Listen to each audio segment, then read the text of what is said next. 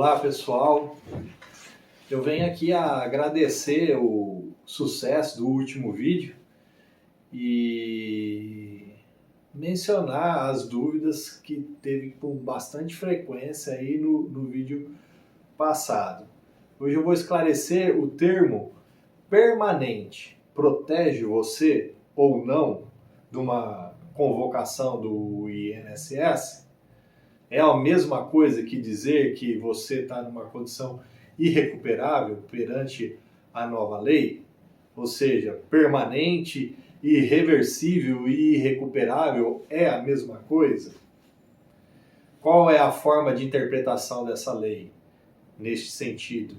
É literal ou seria teleológica? Ou quer dizer, verificar qual é o objetivo da lei? O que o legislador quis dizer com essas três palavras? O que ele quer falar? Será que é somente se tiver essas três palavras que vai afastar a realização aí da convocação da perícia, do pente fino? Então, no meu entender, e nesse caso aí, teve muita dúvida nesse sentido. Então eu gostaria de orientar vocês para que, no meu entender, isso aí não tem a relevância que vocês estão dando.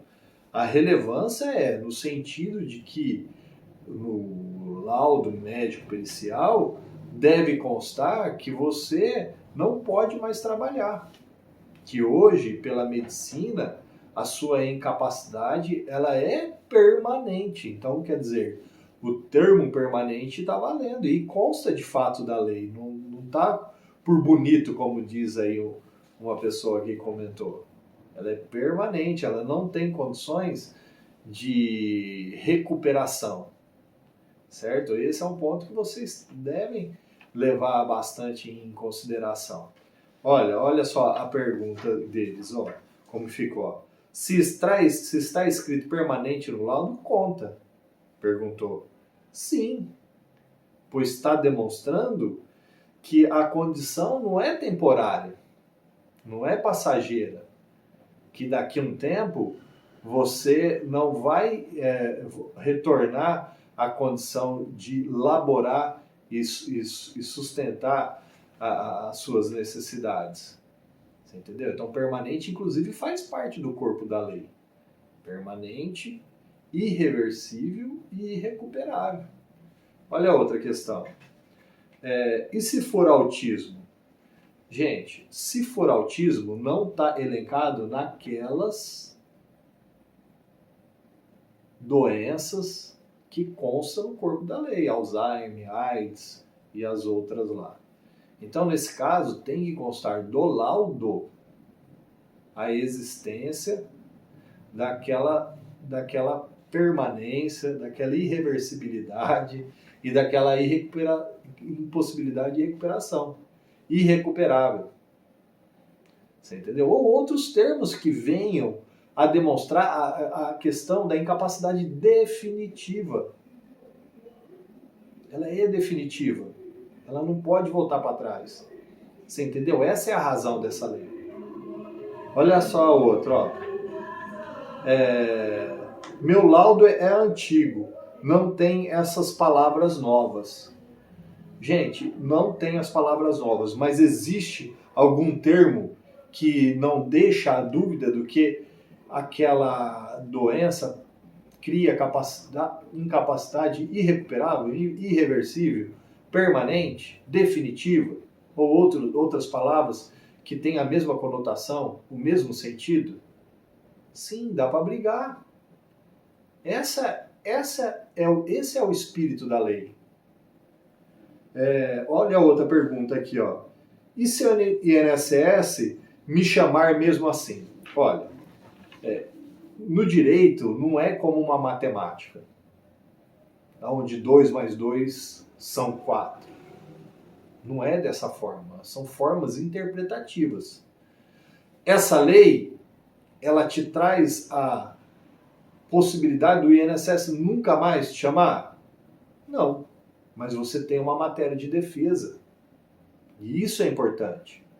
porque você pode alegar ela para justificar de não ir naquela perícia que o INSS te convocou.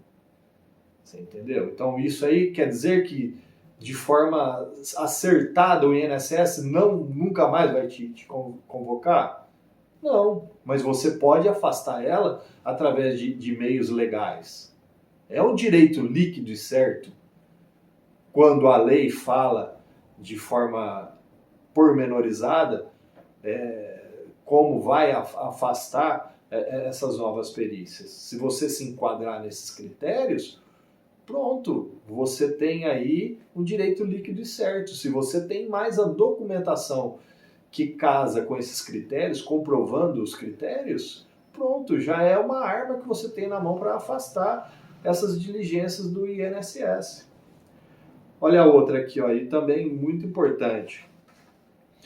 E leis antigas, como a dos 55 anos e 60 anos, ainda está em vigor? Tá. É lógico, ela não veio revogar aquelas questões que existiam já antigamente, que eram aquelas pessoas que tinham afastamento por 15 anos e hoje ela já estava também com 55 anos de idade a 59 anos de idade. Ou então, se ela estava aposentada por invalidez e possuía mais de 60 anos ou mais. Também são possibilidades de não ser mais convocada. Ela se torna definitiva a aposentadoria por invalidez nesses casos. Você entendeu? Então ela não pode mais ser convocada. São critérios que existiam anteriormente a essa nova lei. Eu dei uma pesquisada, nem jurisprudência ainda tem da aplicação da Lei 15.157 de 2025. Então tem muita coisa que vai ser debatido a sua aplicabilidade. Então, nesses casos, a minha dica é guardar os laudos e a sentença, se for judicial. Guarda numa pastinha lá, se precisar, tá lá na mão. Você entendeu? E quando você vai passar aí por uma perícia médica, você pede para o médico colocar isso, se essa situação, se ele falar, não, de fato você não pode trabalhar mais. Então, doutor, você poderia colocar um termo aí que eu estou definitivamente impossibilitado de trabalhar? A minha incapacidade é permanente? A minha incapacidade é irreversível? A minha incapacidade é irrecuperável? Então vamos laudar isso aí, vamos colocar. Até mesmo o médico do INSS, se ele der essa abertura para você, você pede para ele. Você entendeu? Então tá bom, e se você for convocado pelo INSS e você está dentro desses critérios? Ora, você vai fazer a sua defesa. O que eu faço? E aí, o que eu faço? Vai fazer a sua defesa. Procura um advogado ou um defensor público e apresenta a sua defesa, o porquê que você não pode ser convocado pelo INSS, alegando essa nova lei. Beleza, gente? É isso aí.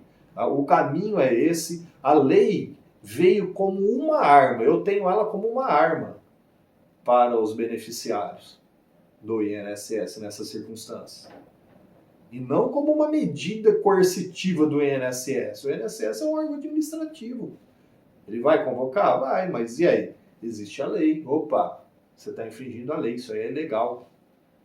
Ok, gente? Ó, não esquece de se inscrever aí no canal, dá um joinha e compartilhe o vídeo, ok? Vou deixar aqui embaixo o endereço do meu Instagram, para quem quiser acompanhar lá também, que eu coloco bastante coisa. Fica mais uma dica para vocês.